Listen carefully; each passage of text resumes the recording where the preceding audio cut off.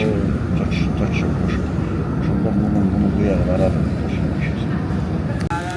ਵੀਡੀਓ ਬਣਾਉਣ ਲੱਗੀ ਹੋਈ ਤੁਹਾਡੀ ਛੋਟ ਪੇਜ ਉਹਦੇ ਮੂੰਹ ਲੈ ਬਾਟੀ ਜਰਾ ਫਾਇਦਾ ਪਾਉਣ